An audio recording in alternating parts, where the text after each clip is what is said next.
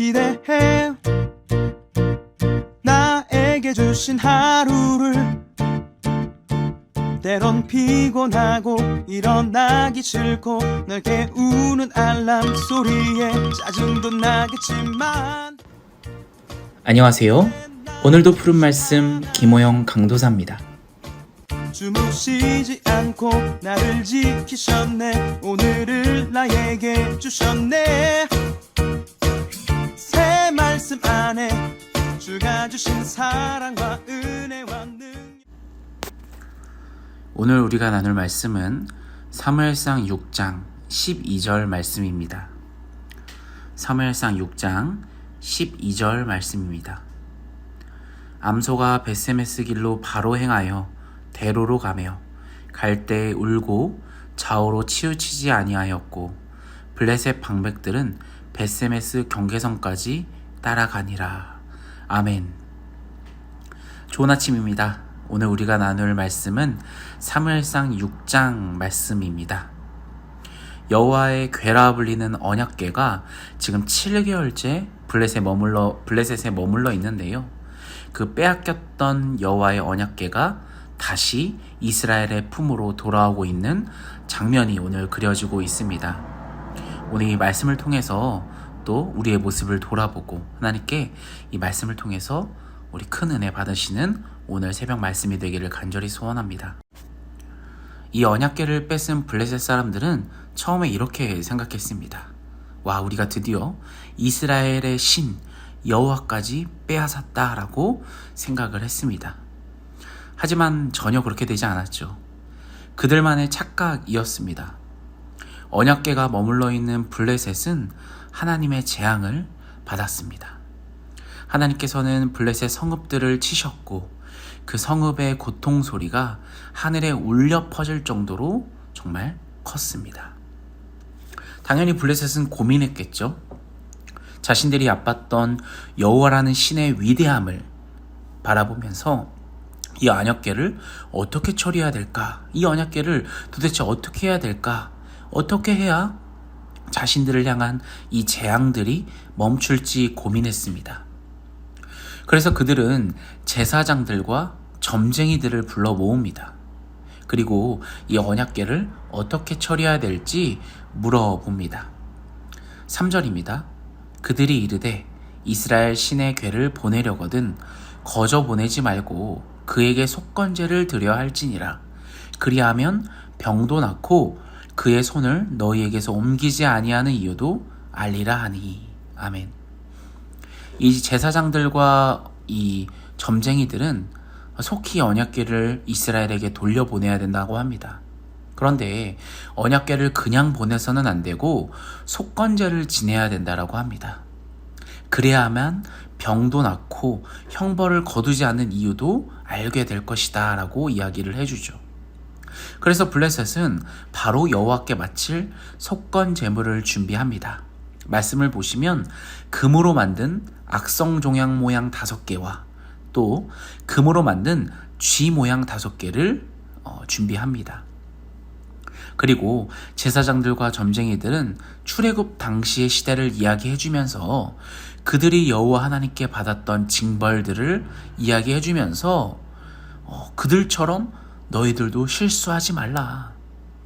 그들은 끝까지 징벌을 받은 후에 어쩔 수 없이 마지막에 이 출애굽하게 해줬는데 너희들은 그런 실수를 저지르지 말라라고 하면서 훈계하며 언약궤를 돌려보내는 과정까지도 구체적으로 이야기해 줍니다. 그 과정은 이렇습니다. 새 수레를 하나 만들고 아직 멍에를 메어본 적 없는 소 2마리를 수레를 끌게 하고 거기다가 속건 제물을 싣습니다. 언약궤도 싣죠. 또 그 두 소의 송아지들을 격리하는데 이런 상태에서도 이 어미소가 어디로 향해서 갈까가 포인트인 것입니다. 만약 이 2마리의 소가 당연히 송아지 새끼들을 향해서 간다라고 하면은 이 블레셋에 일어났던 이 재앙들은 우연에 의한 재앙이다라고 생각한다는 것이죠. 그러나 이 자연의 법칙을 거스른 채 새끼들이 있는 곳이 아닌 벳세메스로 향해 간다면 이것은 분명한 이스라엘의 신인 여호와 하나님께서 내린 재앙이라는 것을 그들이 이 과정을 통해서 한 번 더 증명한다는 것입니다. 9절입니다.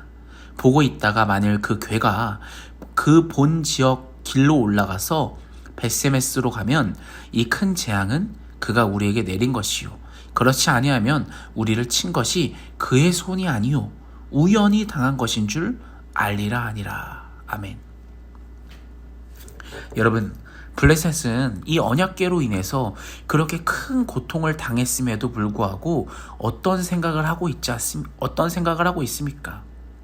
아직도 여호와 하나님을 인정하고 있지 않는 모습이지 않습니까? 이들도 이 애굽의 모습과 똑같은 모습을 취합니다. 어쩌면 이 재앙 자체가 그냥 우연에 의해서 일어난 재앙이다라고 바랬던 게 아닌가 생각해 봅니다. 이 고통이 하늘에 울려 퍼질 정도로 괴로운 상황에서도 이 여호와 하나님을 인정하지 않고 마지막까지도 의심하고 있는 모습을 보이고 있는 거죠.